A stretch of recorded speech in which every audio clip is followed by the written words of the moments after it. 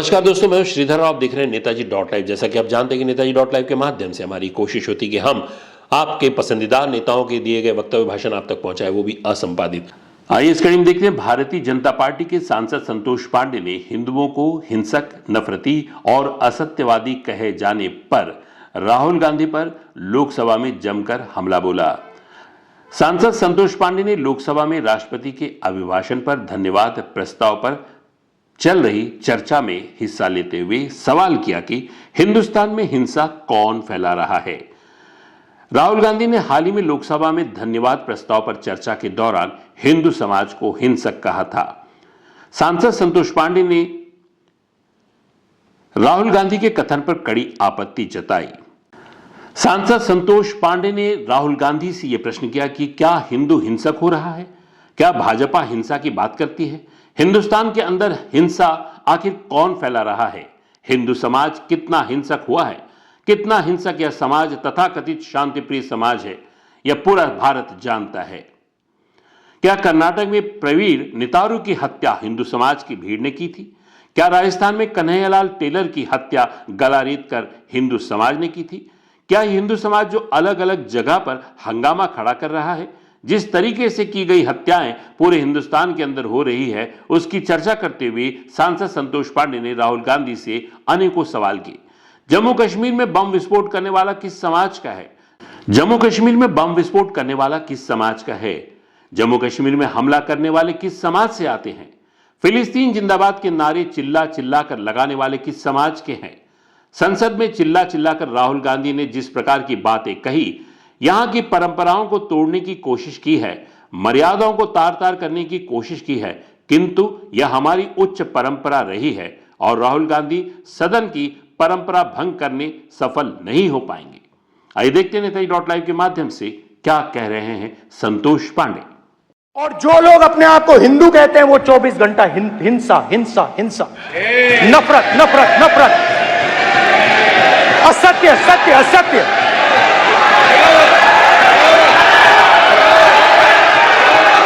आप हिंदू हो ही नहीं। श्री संतोष पांडे।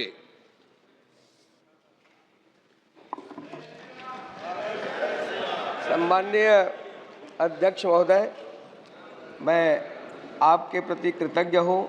आपने मुझे आज कीमती समय बोलने के लिए अवसर प्रदान किया। मैं सबसे पहले अपने छत्तीसगढ़ के और उन राजनांदगांव क्षेत्र के समस्त जनता का, मतदाता का भी आभार प्रदर्शन करता हूँ और आप सबके वरिष्ठों के प्रति मैं कृतज्ञ हूँ। आप सबको हृदय से शुभकामना।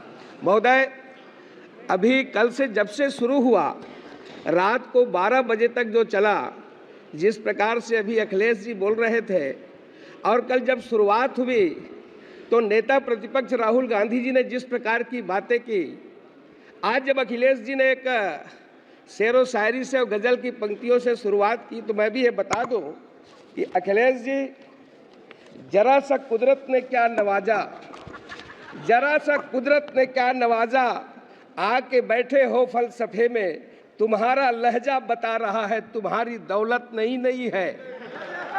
और जितने भी यहाँ बहुत लोग बैठे हैं, ये सब उसी प्रकार की बात कर रहे हैं। आदरणीय अध्यक्ष महोदय, मैं बताना चाहूंगा, माननीय नेता प्रतिपक्ष कल राहुल गांधी जी बार बार भगवान शंकर का फोटो दिखा रहे थे। वो भगवान भोलेनाथ है, भगवान शंकर है, ये आपकी फितरत में है। आपने छत्तीसगढ़ में, मैं नाम नहीं लूंगा, आपके पूर्व मुख्यमंत्री का जो निपटा दिए छत्तीसगढ़ को, और वो आकर के लोकसभा में भी निपट गए। वो महादेव जी के नाम से सट्टा चला रहे थे, जिसे छत्तीसगढ़ की जनता ने निपटा दिया। आपको ध्यान होगा, 6000 करोड़ से ऊपर का सट्टा, जिसका संचालन आपके पूर्व मुख्यमंत्री ने किया। भगवान शंकर को ऐसे आसानी से ना ले और बात बात में चित्र दिखाने की कोशिश ना करें। राहुल गांधी जी, आपने जो शुरुआत की है, आपने जो जिस प्रकार से हिंदुत्व को लेकर के, हिंदू को लेकर के और भारतीय जनता पार्टी के लोगों को जो आपने जो हिंसक कहा है, मैं आपसे कुछ प्रश्न पूछना चाहता हूं और मैं माननीय अध्यक्ष महोदय जी के सामने इस सदन में रखना चाहता हूं। क्या हिंदू हिंसक हो रहा है? भाजपा हिंसा की बात करती है। इस हिंदुस्तान के अंदर हिंसा कौन फैला रहा है?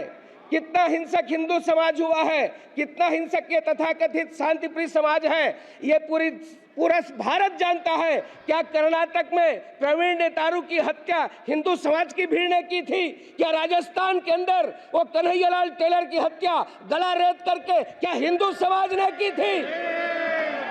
क्या हिंदू समाज है जो अलग अलग जगह पर हंगामा खड़ा कर रहा है? जिस तरीके से घटनाएं पूरे हिंदुस्तान के अंदर हो रही है। राहुल गांधी जी, आपने जो सवाल किया है, जम्मू कश्मीर में बम विस्फोट करने वाला किस समाज का है? जम्मू कश्मीर में हमला करने वाले वो किस समाज से आते हैं? समाज के अंदर चिल्ला चिल्ला करके ये फिलिस्तीन की जिंदाबाद के नारा लगाने वाले ये किस समाज के हैं? संसद के अंदर आपने शुरुआत की है। संसद के अंदर चिल्ला चिल्ला करके आपने जिस प्रकार की बातें की है, यहाँ की परंपराओं को तोड़ने की कोशिश की गई है, मर्यादा को तार तार करने की कोशिश की गई है, किंतु हमारी ये उच्च परंपरा रही है, इसमें आप सफल नहीं हो पाएंगे। राहुल गांधी जी, ये संसदीय पाठ क्या पढ़ा है? आज आपने जिस प्रकार से हिंदुत्व का अपमान किया है, आपने जिस प्रकार से ये कल जो शुरुआत की है, और आपके ही पार्टी के एक उत्तर प्रदेश के सांसद ने जो कहा है, उन्होंने छत्तीसगढ़ की बात की है। इमरान मसूद छत्तीसगढ़ में मॉब लिंचिंग की बात कही है। मैं सदन के सामने बताना चाहता हूं, वो क्या काम करने के लिए गए थे आपको मालूम है छत्तीसगढ़ में? और कैसे रात के अंधेरे में वो नदी में कूद गए? आप ये फालतू बात न करें। छत्तीसगढ़ के साजा के अंदर जिस प्रकार की मॉब लिंचिंग पूर्व मुख्यमंत्री के समय हुई है, आप उसकी बात को बताएं।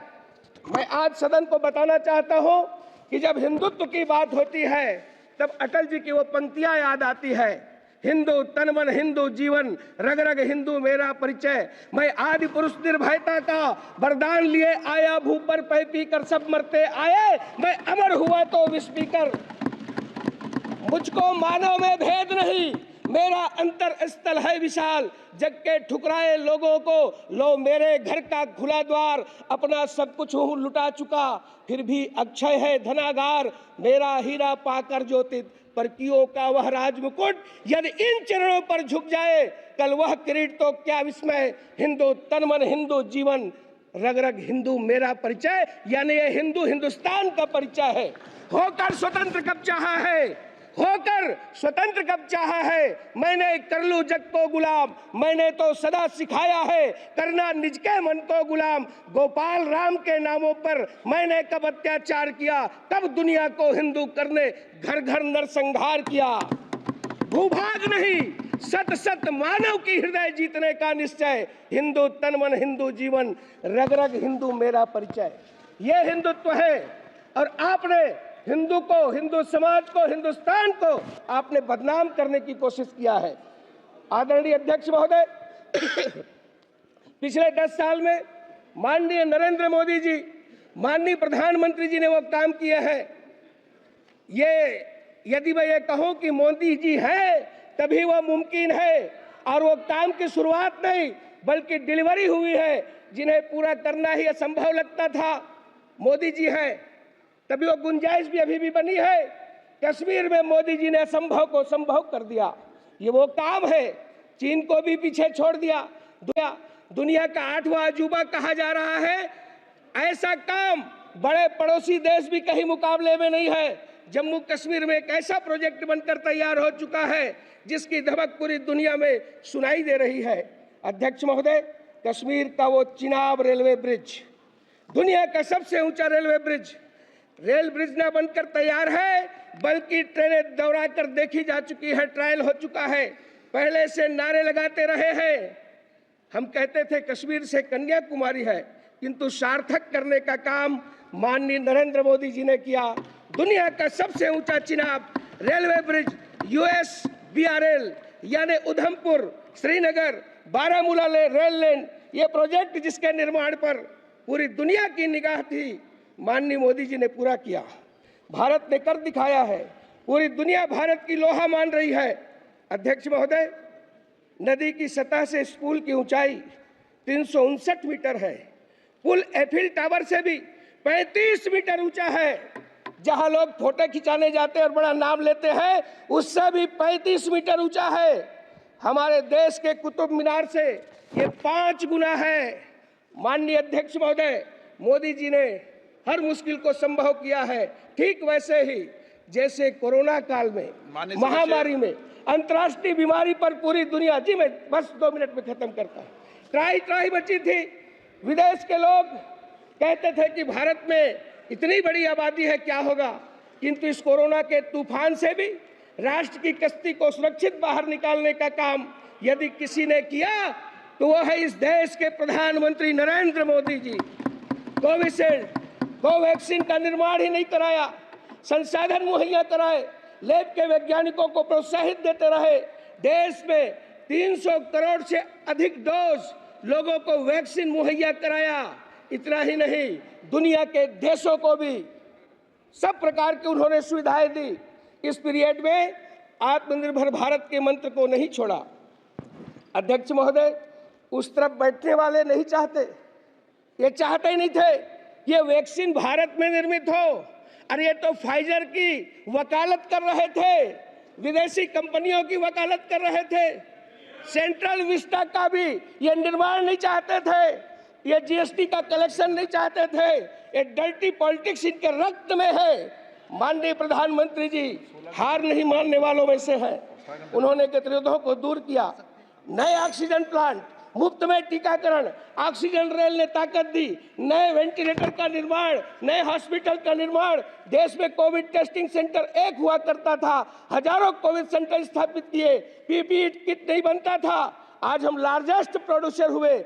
ऑक्सीजन एक्सप्रेस चलाए, कॉरिडोर बनाया गया, एयरपोर्ट ने टैंकर लिफ्ट किए, क्रायोजेनिक से लाने की बात की गई और इसमें पीएम केयर फंड की बहुत महत्वपूर्ण भूमिका रही।